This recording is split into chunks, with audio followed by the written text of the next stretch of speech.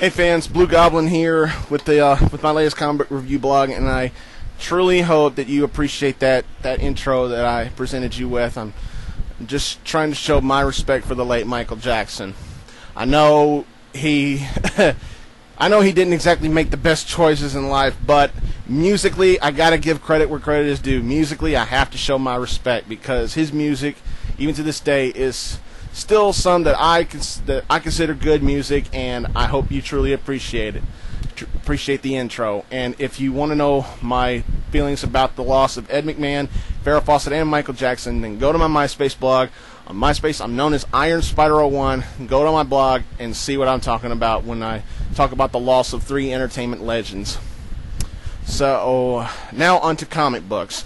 Now, due to money problems and unexpected bills, mainly insurance, my comic book budget was a little slim this week, so I only picked up 7 books. These are 7 that I just happened to pick, and this week was just an incredible week for comic books. So let's get started with Dark Reign Elektra number 4 of 5, written by Zeb Wells. This was a great book. Granted, the dialogue is very minimal, and it's mainly for action, and it's good. Granted, it's not the best book in the world for Dark Reign, but it's certainly a Dark Reign title that I believe is worth picking up. Very nicely done. However, the cover kind of spoils what happens in the book, and usually I don't like that, and sometimes I'll look past that. This is a good book. If you like Elektra, if you're into Dark Reign, then I think you'll like this book. Very nicely done. Next up, Wolverine NOIR number 3. Oh yeah, this is a great issue. Phenomenal read. I loved every page. The artwork could be tweaked up just a little bit for me. That's just me. But the writing by Stuart Moore is just phenomenal. It's just solid. This is a must-have for a Wolverine fan, for a noir fan, for a comic book fan, any kind of fan who reads Marvel Comics. This is a good, solid series. I can't wait for issue 4 to see how this story concludes. Next up, Green Lantern 42, written by Jeff Johns. This shining light of the DC Universe. Damn you, DC. Go ahead and bring us Blackest Night. We are ready. We've been ready. We've been ready for, what, a year now? Come on. Just get it here. We're ready to read. I don't know how much longer I can take this. My patience is wearing thin, and you better deliver with Blackest Night. However, this was a good book. I got to admit, I think Green Lantern Corps is slightly better, but this is certainly no slouch of a comic book. Very, very solid writing, great storytelling. You can say what you want about Green Lantern, because I'm going to say what I want about Green Lantern and tell you that this is a great book. Very nicely done. Jeff Johns hits another home run for me. Next up, X Factor number 45. I think this is some of Peter David's best writing with this particular series. This particular book, however, was an interesting read. Very nicely done. Excuse me.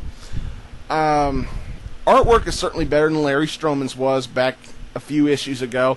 Very nice. I loved it. The situation with Madrox, Layla Miller, and Ruby Summers is a bit of a, oh boy, and the ending of this issue is a whoa. Yeah, the ending's not ending is a jaw dropper for me, but usually when I've been reading X Factor books lately, the ending is usually a, oh my god, but this issue is a whoa.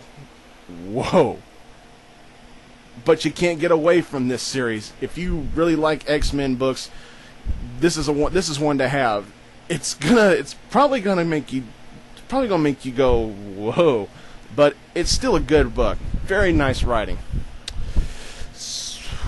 Next up, Detective Comics number 854. This is the debut of the story for Batwoman, and we are shown some of the most beautiful artwork I've ever seen in a comic book. J.H. Williams III is a genius when it comes to comic book artwork. The artwork is phenomenal.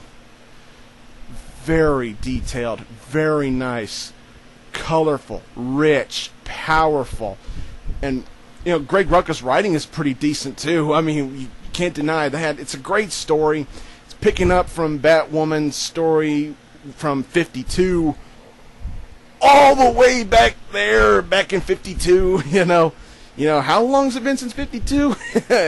Well, and we get the introduction of a new villain named Alice, and I gotta agree with what Cammy from Cammy's Comic Corner said about Alice, and yeah, he's kind of right. It's like Queen Amidala and Gwen Stefani smushed into one person. It's very nice. I can't lie. I had very low expectations about this book. I really expected it to be a piece of crap, but when I read it in the comic book store, I went, "I'll buy this." Very good stuff. But I read IGN's review on this book, and they gave it a 9.3.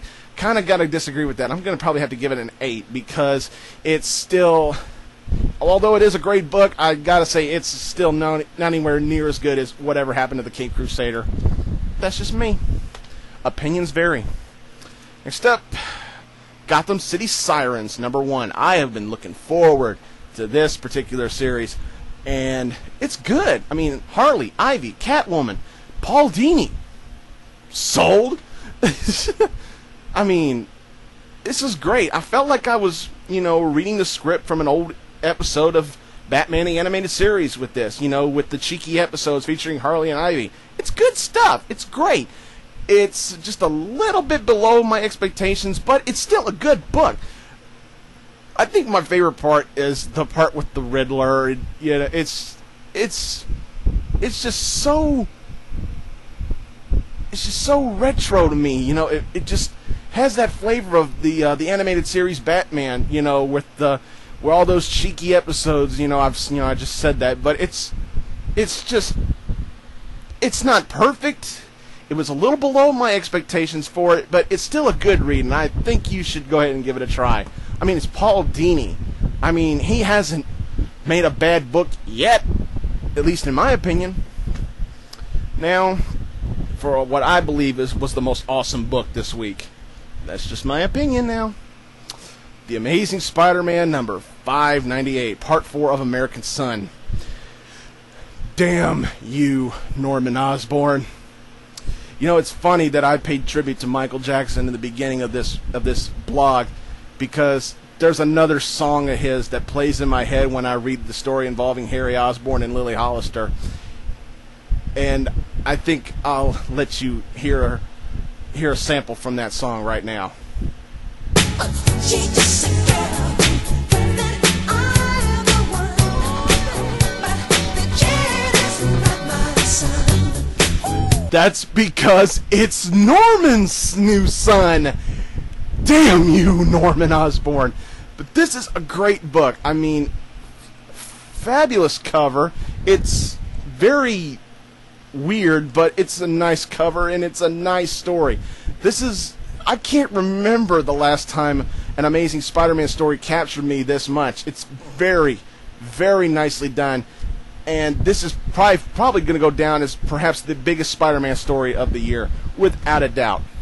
Best stuff I've read since the new status quo started. Well, that's it for this comic book review blog. I might have a part 2, then again, I might not. Depends on my money situation. So, until next time, everybody, I'll see you later.